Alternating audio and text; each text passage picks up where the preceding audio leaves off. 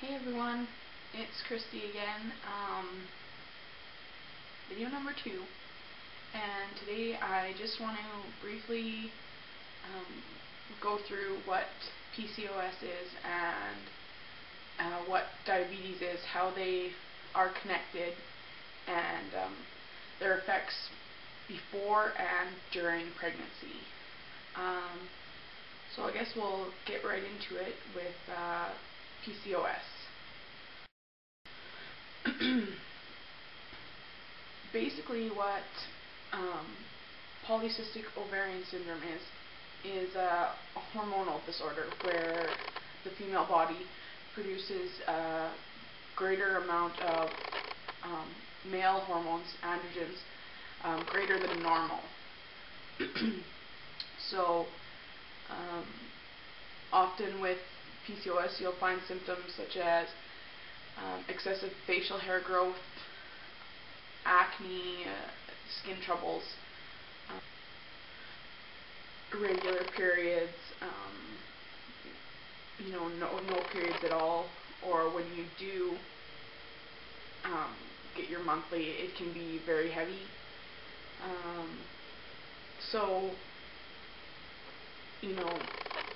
if you don't know whether or not you have polycystic ovarian syndrome and you're experiencing a number of these symptoms, it's a good idea to go see your family physician to get checked out. A big thing with women with PCOS that we struggle with is infertility, and that's the part that I'm going to focus on in my videos. So that's the, like I said, that's the struggle before, while trying to become pregnant. Because your body is producing so much more male hormones, often it affects the production of female hormones, which can affect the follicles and prevent them from fully maturing for ovulation. So often women with PCOS will have their ovaries will be lined with many cysts because the follicles don't mature enough for ovulation, and they end up building up with fluids and developing into cysts around the ovaries. So, but there's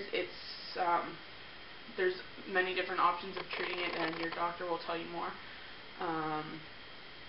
And I'll go into what I'm taking to treat mine right now and what I've done in the past.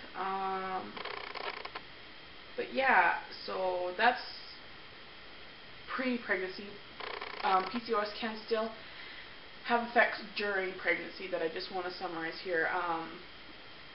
Women with polycystic ovarian syndrome are often at greater risk for miscarriages and premature deliveries, excessive birth weights in babies, and high blood sugar levels and gestational diabetes. So you can often expect that you may be treated as a high-risk pregnancy if you do have this. So from there,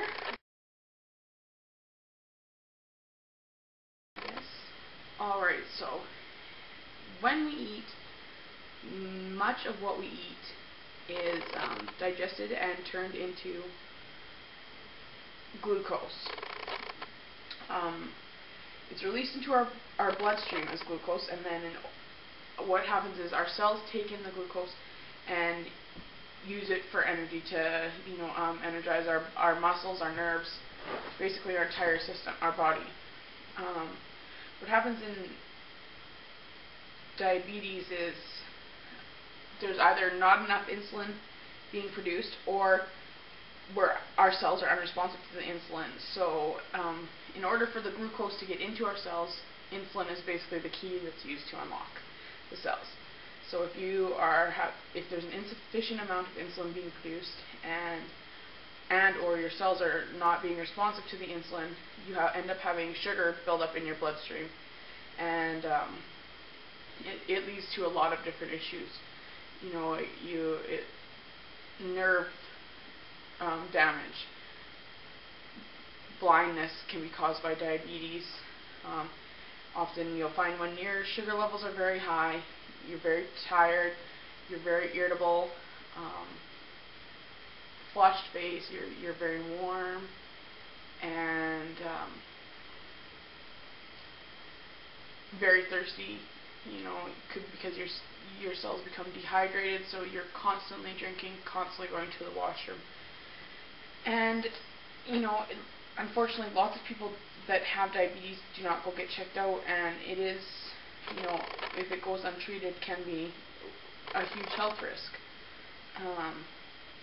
I just want to show, in case for anyone that doesn't know about sugar levels, just what normal sugar levels are.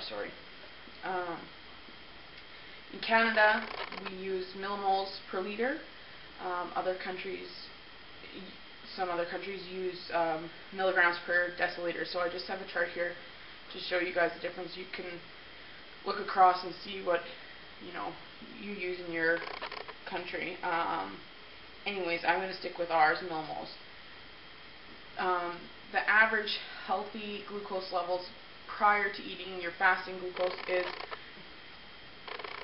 4 to 6 millimoles per liter. And about 2 hours after meals, you should be sitting between 5 and 8 millimoles per liter. I'm going to show you mine so you can see how much higher they are. What I've been sitting at prior to meals is 14 to 16 millimoles per liter, and after eating I'm sitting between 15 and over 19 millimoles per liter. So extremely high. Definitely, something that we had to look after right away, because this is, not good. So yeah, it's something that has to be treated definitely before even becoming pregnant, and it was something that I wanted to look after, because there are a lot of, it is, like the doctor said, when I become pregnant I will be treated as high risk, there's no questions about it, but to become pregnant before lowering my levels is just not a wise decision. So, and I don't want that.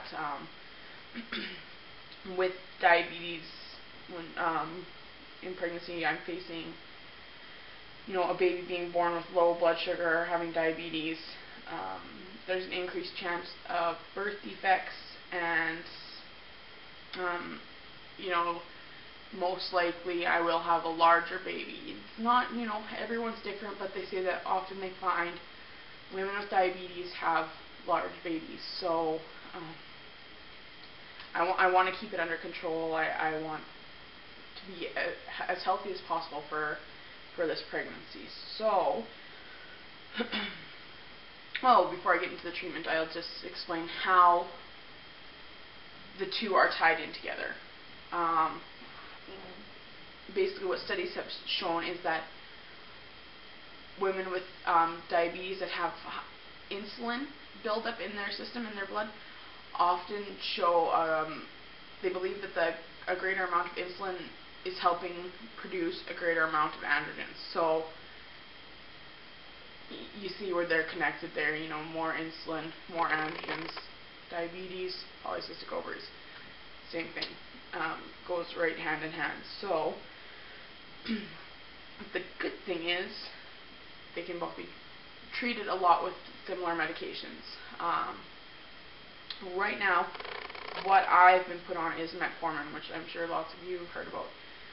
So it helps control my blood sugar levels, as well as what's often seen is after a certain amount of time while taking metformin, women have shown to start ovulating again more regularly. So I guess that's what we're hoping for both. I've been on it for 1 week now, and they started me off at a low dose, which was doing diddly. My sugar levels were still up in the 20s after eating, and always over 16 while fasting. So they increased my dosage, and now for the last 3 days I've seen about a 3 3 to 4 point drop. So I'm looking anywhere between a 13 and a 14 fasting sugar levels, and I've been between a 16 and a 19 after eating. So okay, so now that you might hopefully have somewhat of a basic understanding of the two, I will just swing into a little personal update. I went for an ultrasound. It was about a week ago. I'll get my results next on Tuesday. This coming Tuesday. I went for a couple blood tests and things to monitor my sugar levels. So I'll get the results from that. Like I said earlier in the video, they put me on metformin, so we're going to try that out and see how low I can go. I'm seeing a nutritionist, so we're going through a plan to watch basically what, when you think, what I thought of, because I didn't know a whole lot about diabetes. I just, my dad's diabetic, but we don't talk about it much. I was always, when I found out I had diabetes, I focused on the sugar levels. Every box I was reading, 12 grams of sugar, 16 grams of sugar, no. So they booked me in to see a nutritionist, and actually what they have you focus on is carb values, which I understand. Obviously carbs, white, breads, pastas and stuff like that, a lot of sugar turn into glucose and, send your glucose levels through the roof. So she's got me, watching what I eat right now. I'm tracking it, and then I go and see her in a couple of weeks, weight monitoring since I was diagnosed, which is about a month now. A month. I've cut out a lot of the white, the white stuff, white bread, white pasta, sugar.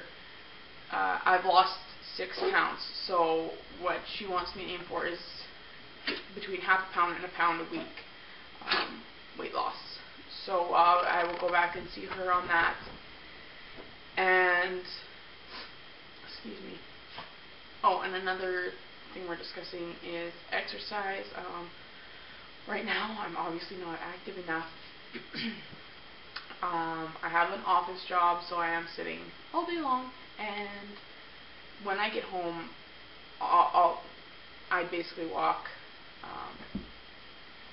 1 to 2 kilometers with my dog. I'll do a kilometer when I get home and a kilometer in the evening, which is more, which is more than I was doing before. So it makes a big difference. But the thing with diabetes is, if I'm more active, my cells will be more open to taking in the glucose. As I work out more, my cells will naturally take in the glucose. So then it helps, it keeps me in a better mood and helps me get where I want to be. So I've started doing a new routine in the evenings, trying to put more in. It's a big change, and gee whiz, if I knew then what I knew now, I probably wouldn't have been so lazy. So now it's time that I kick myself in the butt and get a move on it. And I know that, I'm going to be really happy that I chose to do these things and that I'm following these plans, and I'll see a big difference within a month's time with the sugar levels, with how I feel, how my entire body system altogether. So yeah, I guess that basically covers where I'm at right now, and gives you a brief update. My next video, I'm going to discuss some fertility-friendly foods and share a couple recipes with you, and we'll go from there. So I guess thanks for watching again, guys.